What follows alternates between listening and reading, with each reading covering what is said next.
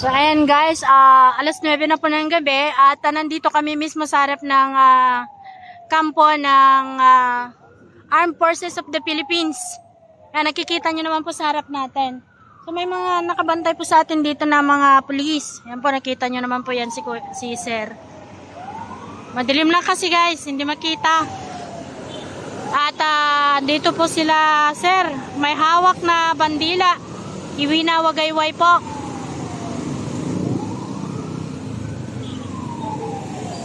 At andito po yung sound system. So, sineset up na po nila dito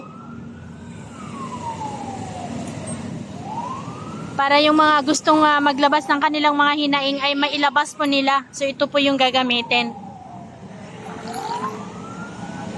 So, umalis na po sila doon sa batasan dahil wala na po doon si Martin Romualdez kasi siya yung pinakababantayan nila doon. Ngayon naman, hindi ko lang alam kung ano po yung pinakaano nila dito sa camp, General Emilio Aguinaldo. Siguro mag-aas sila ng tulong dito para maramdaman ng mga kapulisan natin, yung mga Pilipino. Gate 1, nasa gate 1 kami mga kababayan. Para manawagan kayo, gate 1 tayo. Gate 1 po na. Ayan, narinig nyo po ano mga kababayan. Gate 1 po tayo sa mga gusto pong sumama. Camp Aguinaldo tayo, gate 1 dito po sa QC. Nandiyan na po tayo. Ang General Aguinaldo guys ha. Grabe kayo tayo. Ha? Ang General Aguinaldo na tayo guys ha. Wala na nga 21. Wala na 21. Ngayon na, ngayon na. Wala na 21. Ngayon na.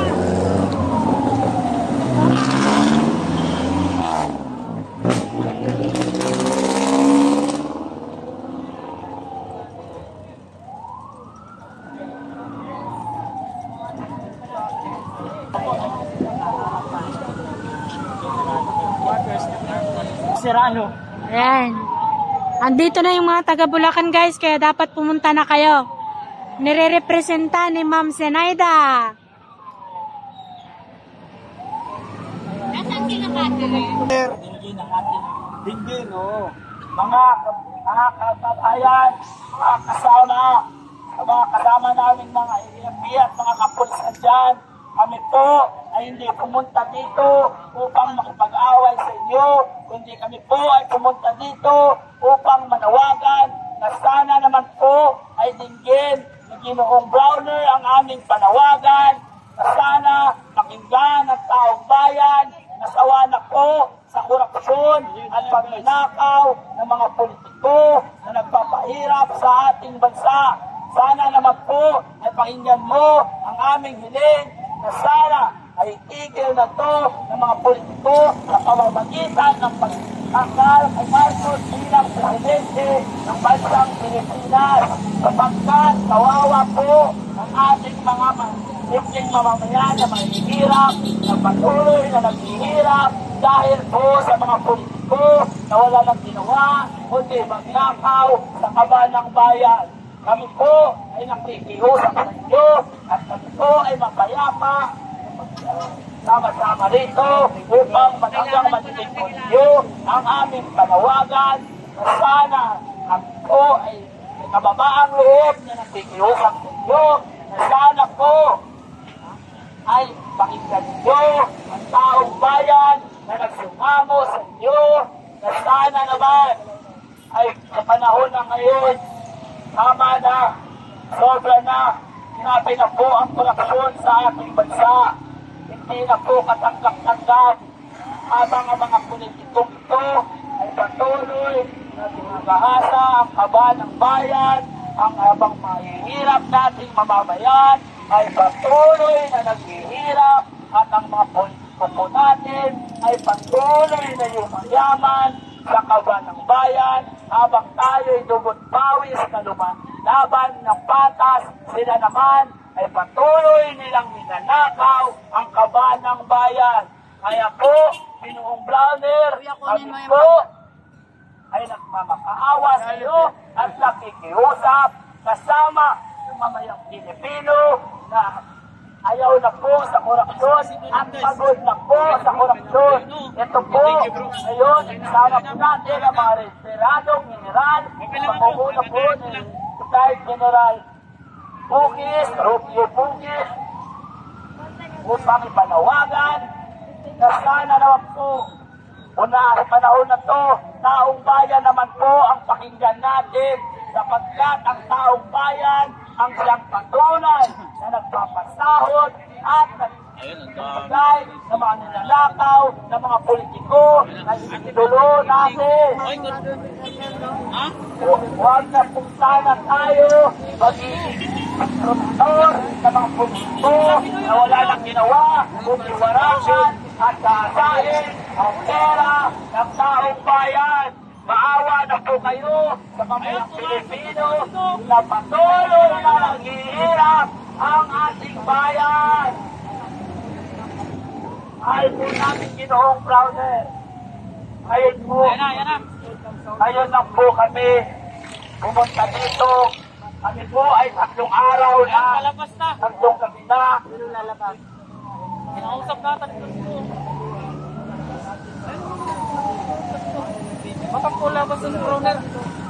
Kami po ay 3 araw na ang ipaglaban sa matatang upang ipanawagan ang pag-itiw ni Martin Romualdez bilang Speaker of the House sapagkat doon po nagmumula ang korupsyon. Kaya may pakijacket po si Sir Sa Kongreso na may Lirio, ayan. Dito na nakikita kung saan eh. Marcos sa pangungunan ni Araneta Marcos.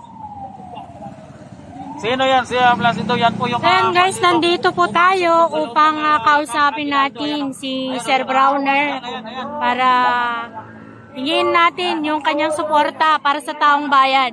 Para pakain sa pamilya habang ang mga politiko ay walang sawa at wala ng awa sa mga mahirap na patuloy na naghihirap. Ito na lang po ang ibigay kong halimbawa sa inyo. Habang ang Malacanang po ay nagsasaya at nagsarap ng buhay sa Malacanang, ang ating naman pong mga kababayan ay Francis, shout out sa'yo, Francis. dahil sa ginawang Anak ng ghost project na pagnanakaw ng mga politikong ito. Hindi po ito. Guys, una kong pasok dyan, nagpapiring ngayon. Pagbalik ko, wala na, nagrarally na. Sino? Pumasok tayo dyan, nagpapiring. Ngayon, Pilipinas at protektahan. Subalit nangyari mo ito na guys. ang pabayaan at paintulot ng ating mahal na Pangulo.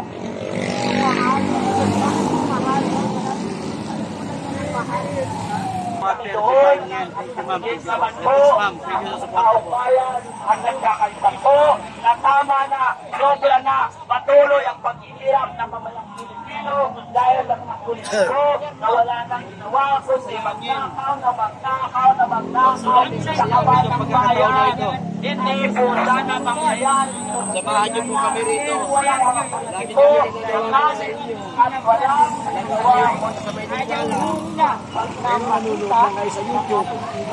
ginawa na mayroong nangyayari sa rally ng ating mga OFW.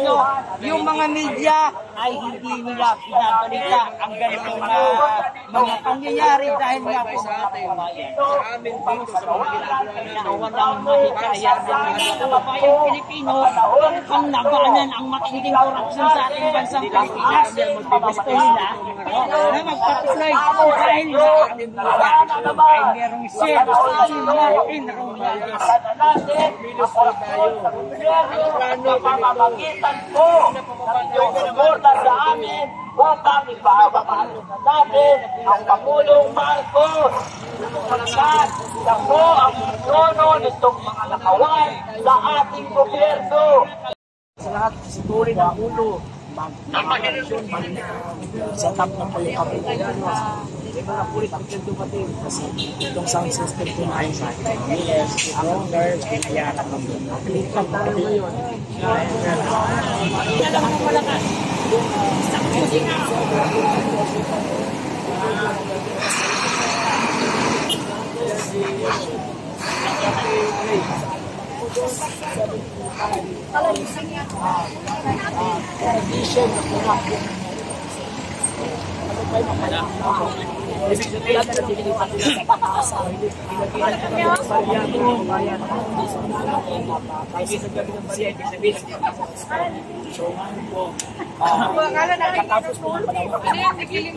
Ano ba yun? Di ba kami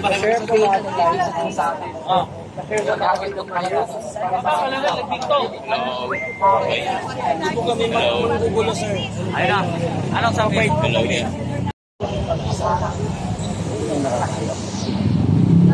Okay lang sir, kasi hindi kahit nandito sir. Opo. So okay lang. Pigilid lang tayo. Para hindi ba ano yung Ayun. Model lang, mabait sila siya. Sinabi ko kanina kay sir kung sino po yung kausap ko. Hindi po doon kasi natin eh. Para sa kinabukasan to. United People's Initiative. Kasi hindi po natin sinusigundahan niyo po yung ating 1987. Oo, pre. Government of Basic Ganun din po sa ating 6-7 po na so, po kami yung manawagan na pinapangako naman po namin na kami kayo mapayapa. Hindi po kami katulad ng ibang nagrarali na kaaway po yung police. Kakapin niyo po kami. yun lang naman po. Thank you. Ano namin para at least daman na nga sa taas nito. Nandito ka lang. So, makamamaya yung station. Actually, sa matasan po mga nakapiro sa isang kami nagbabago kami umalis sa kanila kahit na kami sa kanila kapasalamat po namin dahil at tapos po namin ang aming programa ng kampayapa. Kasi hindi naman po ang kasiguraduhan na tayo po dito ay hindi magkaaway. Hindi alam po naman kayo po ay kakampi din naman. At ang gusto lang naman po ay kampayapa. Yes. Sawaan na tayo sa ano? Kung ano po ang inyong kahilingan ay amin din po nakalulog sa Diyos. Kaya kailangan wakasan natin mga kawatan. Hindi naman po pwede fake na kami ng Sir, thank you po sa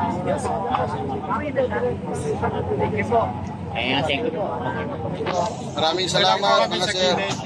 Kaya kilala ko ni Sir Lapay, alam niyang bahay ko. Yari ka ngayon, attorney ah.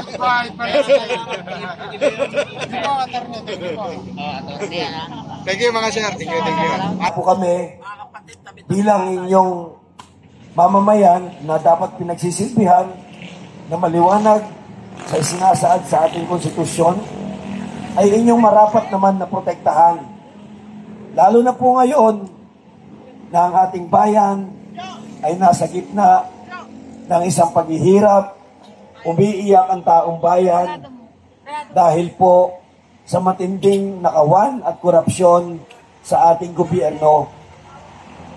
Huwag niyo po sanang ituring ang gabing ito na kami po ay nandito upang manggulo. Uulitin po namin.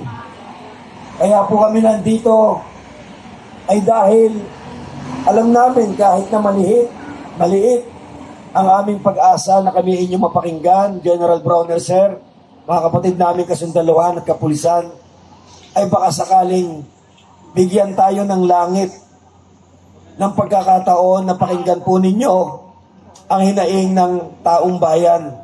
Sapagkat wala na pong masulingan ang taong bayan. At naniniwala po kami, sir, na kami po ay inyong poproteksyonan. Yan naman po ay naandyan nakasaad sa sinumpaan ninyong tungkulin, sir, na kung saan ang taong bayan po ay siya namang provider ng inyong mga pangangailangan, ng inyong mga sahod, ng inyong mga kasuotan. Ganon din po ang ibinibigay po natin na panggastusin sa ating mga anak sa eskwelahan. Mapayapa po kami ngayong gabi na nandito, nagtungo. Bagamat kami po ay walang abiso, naniniwala rin po kami na sa pagkakataon pong ito, mga mahal naming kasundaluhan, ay isang tabi muna po natin ang lahat ng bagay kung saan upang kami ay mapagbigyan na kami po ay makapaghayag ng aming mga saloobin at higit sa lahat ay upang manawagan at kumatok sa inyong puso na naandito po kami nagluluksa dahil po sa matinding korupsyon, matinding pandarambong na ginagawa ng ating gobyerno. Maging kayo man po ay apektado nito, mahal namin kasundaluhan at kapulisan.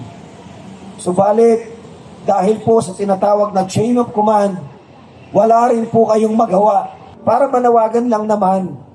Alam po namin na maaaring mali ang oras na ito. Subalit, ito lamang po ang napili namin pagkakataon upang tunguhin ang inyong butihing tanggapan. 2 araw na ho kaming nasa harapan ng Kongreso. 3 araw po ngayon, uhaw, pagod, gutom, at iniwan po ang aming mga pamilya. Ganun na rin ang aming hanap buhay. Iniwan po namin lahat. Bakit po?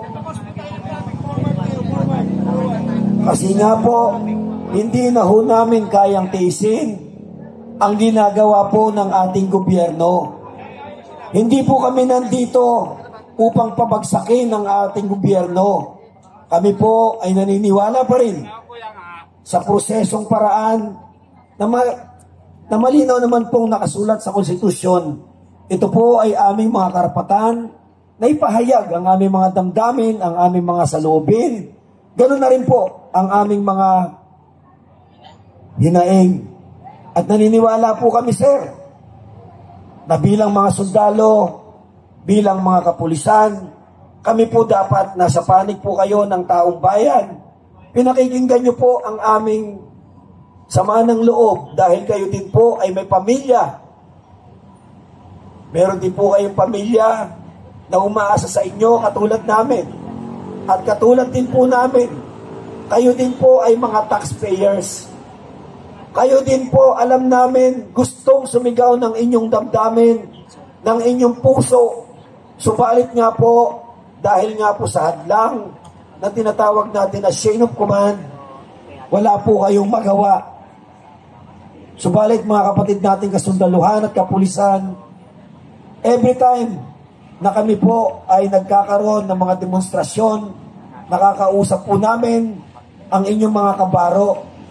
At nagagalak din po sila dahil kami po ay nagsisilbing boses ng inyong hanay. Kaya mga kapatid na kapulisan, mga kasundaluhan, pagbigyan niyo po kami sa aming munting programa ngayong gabing ito. At sana po, tayuan niyo kami. Katulad ng sinasabi sa ating konstitusyon na kami po na mamamayan ng bansang ito at kayo bilang kapulisan at kasunduluhan, ang kami ay inyong poprotektahan. Hindi ang mga politikong magnanakaw. Hindi ang mga mandarambong ng bayan. Sapagkat kasama po namin kayo sa ginagawang panluloko ng mga taong gobyerno. Muli po, hindi po kami nandito upang ibagsak ang ating gobyerno.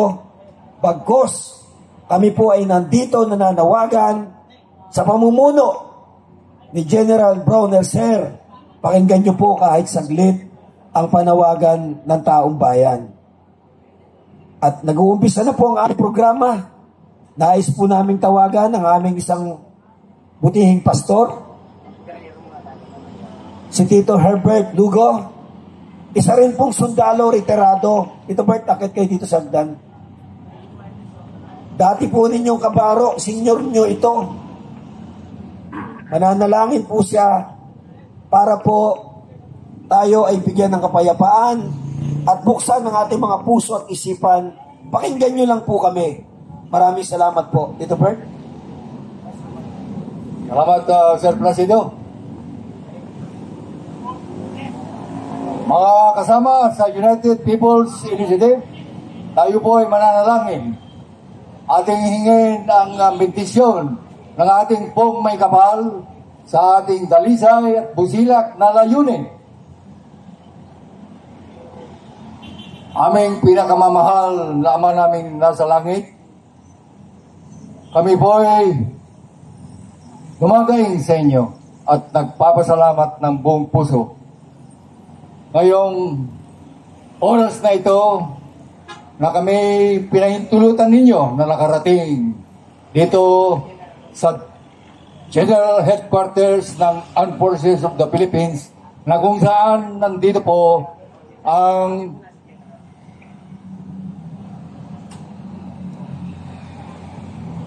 pamamahala ng aming buting AFP Chief of Staff, General Romeo Browner. Sir, maraming salamat po, Panginoon. Sa pagkakataon nito kami nagkabuklod-buklod para iparating kay General Browner ang aming dalisay at sinseridad para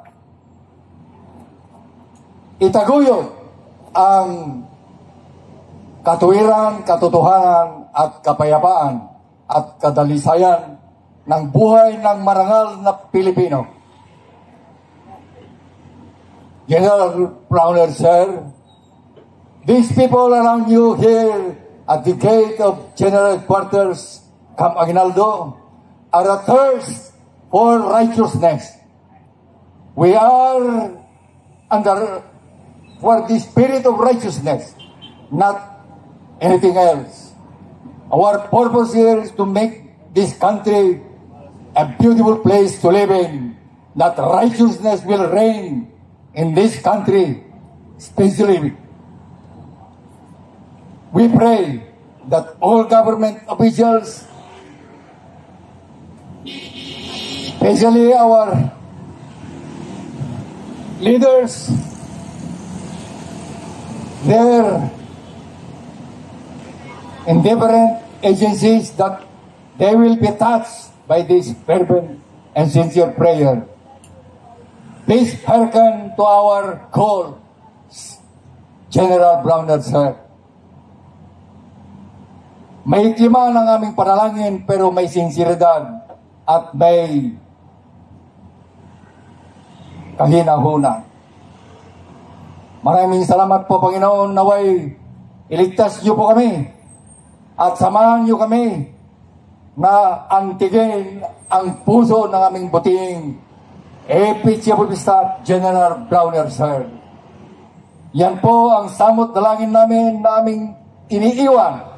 Naway katigan tayo ng Diyos at iniiwan namin ito sa matamis at gradong pangalan ng aming Panginoong Kristo, na aming manunubos at tagapagligtas. Amen. Amen. Manatili po tayo nakatayo.